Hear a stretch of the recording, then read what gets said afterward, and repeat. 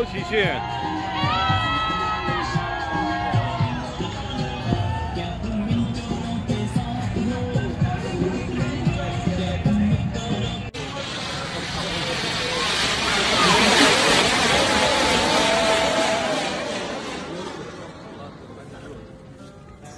इधर फोटो बनाओ उसकी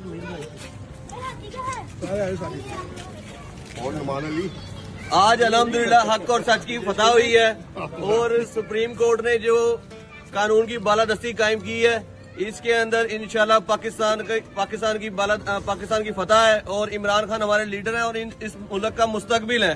हम तमाम लोग इमरान खान के साथ खड़े हैं, शाना बिशाना खड़े हैं। ये देखें जी, हम यहाँ पर मौजूद हैं।